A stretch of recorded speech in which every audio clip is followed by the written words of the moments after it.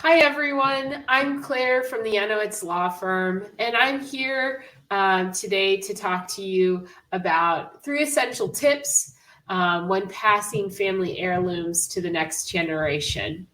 I work at the Yanowitz Law Firm, where we help families protect what matters most. We've helped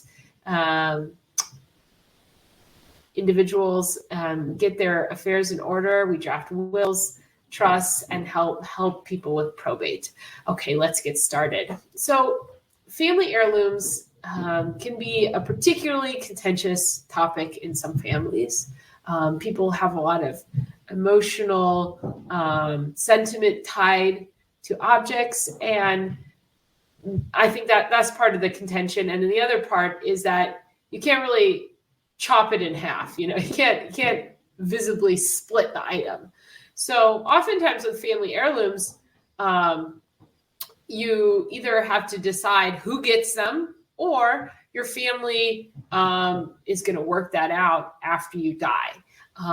So a lot of families like to be proactive about it, and I think it can be good to be proactive as well. To while you're alive, to talk to your family about who wants what.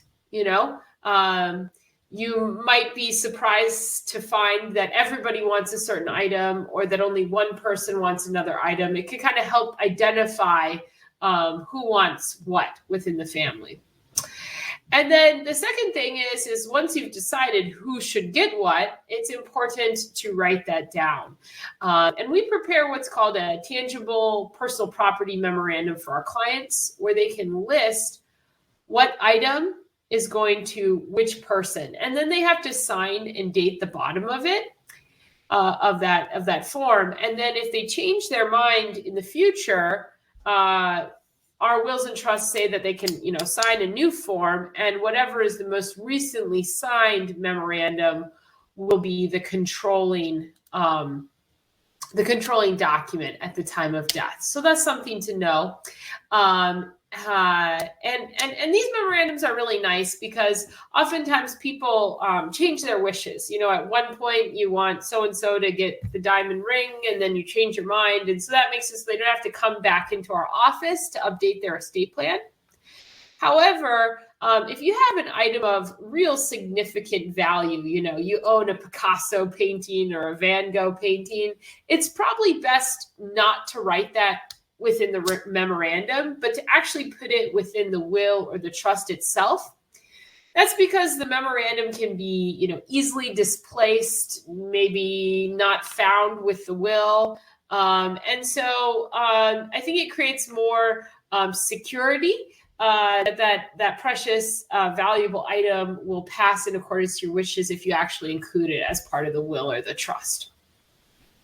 So most of the time when people are filling out the memorandum, this is the advice that I give them. First, you want to be able to specifically describe the property. So you, for example, don't want to describe it by its location, like the picture frame on top of the mantle. Okay. And so what happens if that picture is moved after you die and it's no longer in that location? It's better to describe the item itself instead of where it's located in your house. I've had clients almost kind of catalog their family heirlooms. Well, they'll take pictures of it and they'll create like a coding system. So they'll take the picture and they'll create a code, and then they'll identify that code on the memorandum. So it's described verbally, but it's also described with a picture as well. So that's a way to be precise. And then it's important to write down who gets what.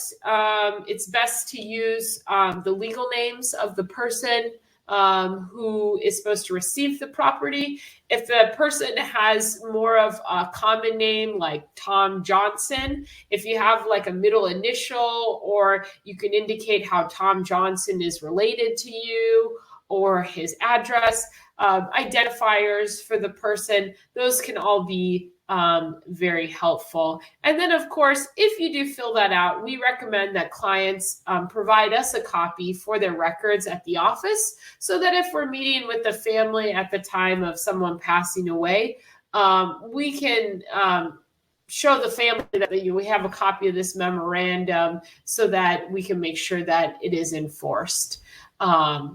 Thanks for listening today. If you have any questions about this video, feel free to give us a call. Thank you.